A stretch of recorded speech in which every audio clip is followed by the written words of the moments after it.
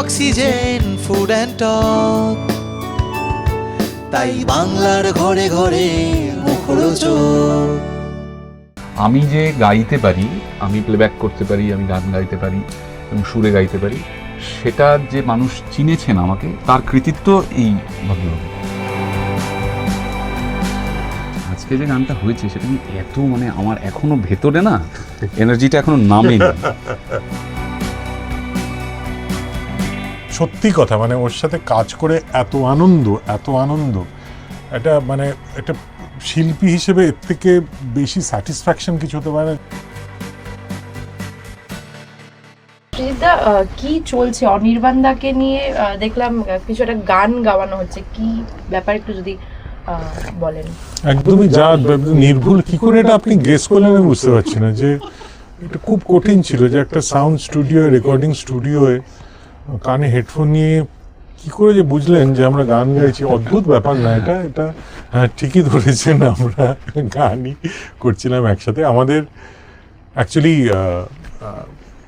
পরিচালক অভিনেতা হিসেবে আমাদের অনেক কোলাবোরেশনস আছে, এবং আমার অন্যতম প্রিয় অভিনেতাদের মধ্যে একজন, এবং ওর সাথে কাজ করা সত্যি অ্যাজ অ্যান আর্টিস্ট ওর সাথে কোলাবোরেট করা একটা দুর্দান্ত ব্যাপার, এবং সেটা আমি সবসময় বলেছি, এবং ও যে আমার খুব প্রিয় সেটাও সবাই জানেন। এবার সেই জায়গা থেকে সরে এসে সঙ্গীত পরিচালক গায়কের যে কোলাবোরেশন সেটা এইটা দিয়ে শুরু হলো।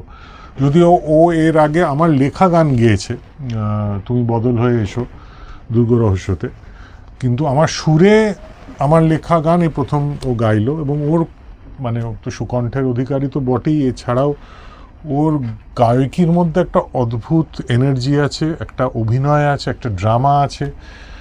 ওর গলায় গান পড়লে না, গানটা হঠাৎ করে এই বইয়ের খাতা থেকে বেরিয়ে, মাইক্রোফোন থেকে বেরিয়ে, যন্ত্র থেকে বেরিয়ে হাঁটতে শুরু করে, কথা বলতে শুরু করে, বসতে আড্ডা মারতে শুরু করে। গানটা একটা মানুষ হয়ে যায়, অদ্ভুত সেই ম্যাজিক ওর গলায়। সেটা কিচ্ছু চাইনি আমি থেকে আমরা দেখছি, সেখান থেকে আমরা সবাই সেটার সাথে পরিচিত হয়েছি। এবং অবভিয়াসলি হুলিগানিজমের কথা তো বলতেই হবে, যে বাংলা সঙ্গীত স্কেপে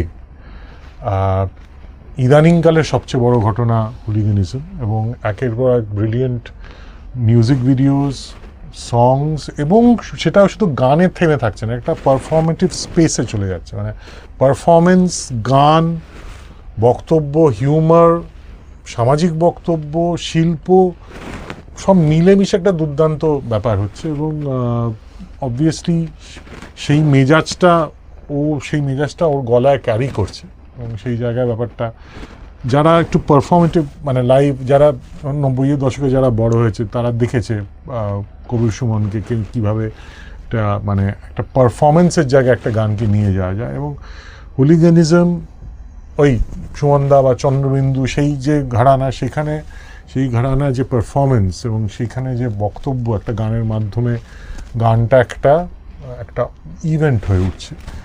এবং সেটা সম্ভব হয়েছে কারণ অনির্বাণ সেই গানগুলো ধারণ করে গলায়, এবং দুর্দান্ত একজন আর্টিস্ট, সিঙ্গার, অ্যাক্টর, এবং ওর সাথে কাজ করতে পেরে খুব ভালো লাগছে। এবং এই কুইন ভিক্টোরিয়ার গোয়েন্দা গানায়চরণ অনির্বাণের স্পর্শ পেয়ে খুবই এমন এতক্ষণ ধরে তুমি করো না, এটা টানা না। আমি তো কারণ এটা আমি অনেকদিন পর বলতে পারছি, তো ব্যাপারটা বোঝ।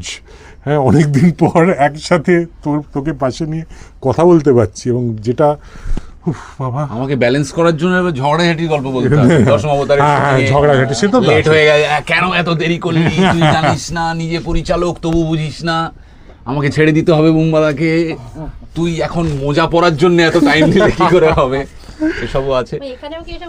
না একেবারেই না। প্রথম কথা হচ্ছে যে আমি খুব আনন্দিত, যে প্রথম কথা আমি যে এটা আপামর পৃথিবীর যত বাঙালি মানুষ আছেন যারা বাংলা ভাষাভাষী গান শোনেন, সিনেমা দেখেন, আমি যে গাইতে পারি, আমি প্লেব্যাক করতে পারি, আমি গান গাইতে পারি এবং সুরে গাইতে পারি, সেটা যে মানুষ চিনেছেন আমাকে, তার কৃতিত্ব এই ভদ্রলোকের, সৃজিত মুখার্জির কিচ্ছু চাইনি আমি দিয়ে।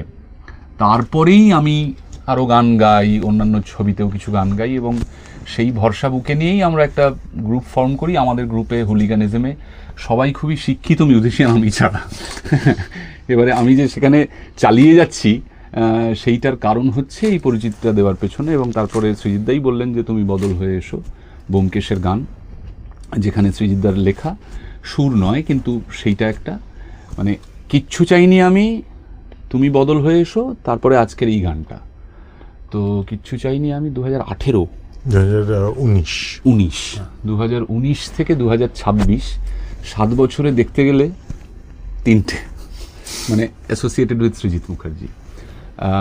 কিন্তু কোনো সন্দেহ নেই যে সৃজিত মুখার্জির ছবিতে অভিনেতা হিসেবে যে যে ছবিগুলোতে আমি অভিনয় করেছি তার দুরন্ত সমস্ত ট্র্যাক আছে, মানে যেগুলো মানে আমার অভিনেতা সত্তা বা আমার পরিচিতির সাথেও একাত্ম হয়ে গেছে।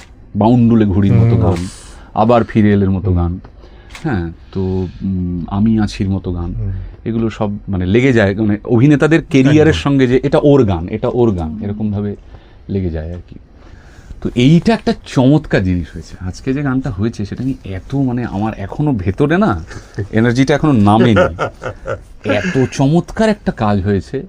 এবং আমার ধারণা যে এই কারণেই আমি ঋণী থাকি, ভালোবাসি, কৃতজ্ঞ থাকি যে সবসময়ই একটা এমন কিছুর জন্য আমাকে সৃজিতদা ডাকেন, বা এমন কিছু একটা অফার করেন, বা এমন কোনো একটা সুযোগ করে দেন যেটা মানে খুব প্রতিদিন পাওয়া যায় না বা প্রতি বছর পাওয়া যায় না। ওই যে বললাম না যে 3 বছরে একেবারে ডিরেক্ট অ্যাসোসিয়েশনে 3খানা গান হয়েছে, কিন্তু 3টেই এত ইম্পর্ট্যান্ট। আমার ধারণা এই যে গানটা কুইন ভিক্টোরিয়া আর গোয়েন্দা কানাইচরণের এই গানটা হেভি হবে, হেভি হবে, মানে কি হবে না হবে আমি জানি না, কিন্তু হেভি হবে। এত যে কাজটা করে নিজেরা প্রাইমারিলি মজা পাওয়া যায়, একটা নিশ্চিন্ততা পাওয়া যায় যে তাতে দর্শক শ্রোতার আনন্দ পাবেন। সুরে এবং অনির্বাণদার কণ্ঠে আমরা ম্যাজিক পেতে চলেছি। হ্যাঁ, মানে মানে আমাদের তো দুর্দান্ত হেভি লেগেছে, আমরা প্রচন্ড ভালো লাগলে তো দর্শকেরও ভালো লাগে, প্রচন্ড এনজয় করেছি, প্রচন্ড এনজয় করেছি। আর আমাদের একসাথে মানে মাঝখানে একটা কাজের নানান কারণে একটা বিরতি হয়ে গেছিল, তো সেটা যে ফাইনালি শেষ হয়েছে এটাতে আমি হাফ ছেড়ে বেঁচেছি। মানে I was dying to work with Anirban কোনোভাবে আর কি, করে গানে হোক। মানে মাঝখানে যখন ঝামেলা টামেলা চলছে তখন আমি ওকে বলেছিলাম যে আচ্ছা তুই তাহলে গান করে প্লিজ, মানে তুই আর মানে কোনো একটা ভাবে I was dying to collaborate with him. লহগৌরাঙ্গের নামের সময় লহগৌরাঙ্গের নাম ডেকে নিয়ে গিয়ে বললো, শোন তুই কি গান করলে অসুবিধা নেই তো, মানে কিছু একটা, মানে কেন আমি একটা তুমি আমাকে পার্ট দাও, হ্যাঁ কিন্তু কিছু তো একটা কর, কিছু একটা কর। হ্যাঁ, না অভিনয়ের কাজও খুব শীঘ্রই হবে। হ্যাঁ, অভিনয়ের কাজ তো আপনারা বুঝতেই পারছেন, আমাদের সোশ্যাল মিডিয়ায় আপনারা চোখ রাখেন, তো অভিনয়ের কাজও পরপর আসতে চলেছে। কারণ মানে সত্যি কথা, মানে ওর সাথে কাজ করে এত আনন্দ, এটা মানে একটা শিল্পী হিসেবে এর থেকে বেশি স্যাটিসফ্যাকশন কিছু হতে পারে না, যে when other person gets you and he gets me, I get him, মানে আমাদের ওই বোঝাপড়াটা মারাত্মক। সো আচ্ছা অনির্বাণদা, যেমনটা সৃজিতদা বললেন যে হাত ছেড়ে বেঁচেছে, সব অশান্তি সরে গেছে, তোমাকে পেয়েছে, তুমি কতটা হাত ছেড়ে বেঁচেছো? ঠিক আছে, মানে কাজ করতে পারছিলাম না, নানান অসুবিধে, সেগুলো নিয়ে অনেকবার এর আগে কথাবার্তা বলা হয়েছে, চর্বিত চর্বণ হয়ে যাবে, কিন্তু এটা আমাদের জায়গা, মানে এটাই আমাদের জায়গা, স্টুডিও, শুটিং ফ্লোর, দর্শকের সামনে। এবারে নতুন কিছু নয়, কখনো কখনো নানান রকম বেরিয়ে আসতেই থাকে। আমার ধারণা ভবিষ্যতেও আসবে, অতীতেও এসছে, কিন্তু দিস ইজ আওয়ার হোম, এটা আমাদের বাড়ি। আমরা যেন তেন প্রকারেণ ঠিক আমাদের বাড়িতে ফিরতে চাইবই, এবং ইন্টেনশনে ঠিক থাকলে ফিরতে পারবো। বন্যেরা বনে সুন্দর, শিশুরা মাতৃক্রোড়ে, অনির্বাণ শুটিং ফ্লোরে।